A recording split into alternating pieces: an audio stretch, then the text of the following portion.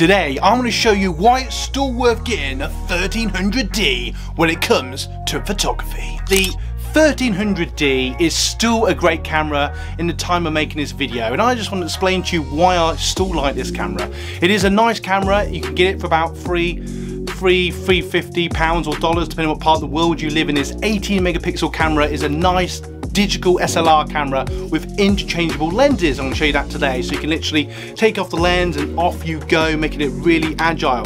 And you could say, okay Dave, there's hundreds of cameras out there, why this one? Well, it's cheap and cheerful, which is nice, and in fact you can change the lenses and you get lots of lenses that only cost say 100 or 200 pounds, and you can buy them over time, which makes it a very cheap way to get into photography, and it is an entry-level camera. And what's nice about this camera, it does take some nice photos, which you'll see today in this video, and I'm going to take a few photos of objects around the house as well as other photos taken with this camera then. And what's cool about this, it has a nice little flash, easy to use buttons. And what's really cool actually, if you just turn it on, you can easily turn it on, play with the settings, play with the ISO, and you have a viewfinder, so if you want to, take that nice shot, you want to do it the old-fashioned way and all that sort of jazz, you can do that with this camera as well. But obviously you could use the screen on the back if you so wish. Just bear in mind it doesn't have a flip screen or anything like that, but you add in another £200 or dollars to a camera normally just for that process. And yes, it does take video. It can take full HD video, and it does it okay, and it probably does it very well if you have a better lens.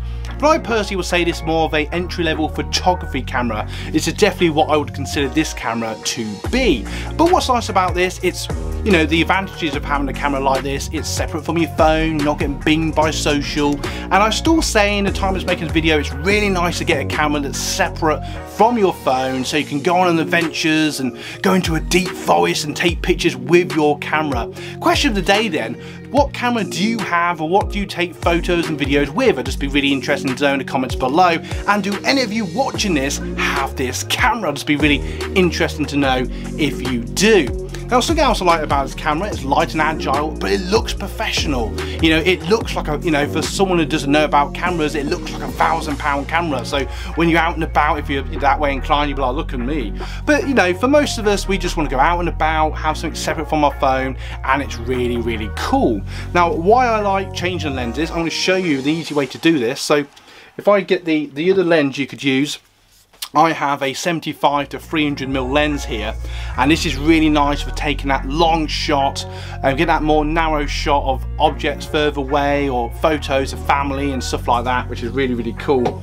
But the lens that normally comes with it is the 18 to 55mm, which is great for photography. But like I said, you can get pancake lenses, you can get similar lenses, you can get all different lenses, branded, non-branded, it doesn't really matter, it's all down to you.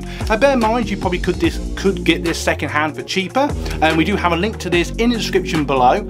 And bear in mind, it does go up and down in price, but normally it's about £300 or dollars. And just bear in mind, for those of you that maybe want something slightly newer, you can check out the 4000 or the 2000D, which are both great cameras and are basically the newer version of this really. But why I say this, because sometimes I'm a strong believer that there's this sometimes belief in certain circles where you have to spend thousands on the camera to get the best for your buck.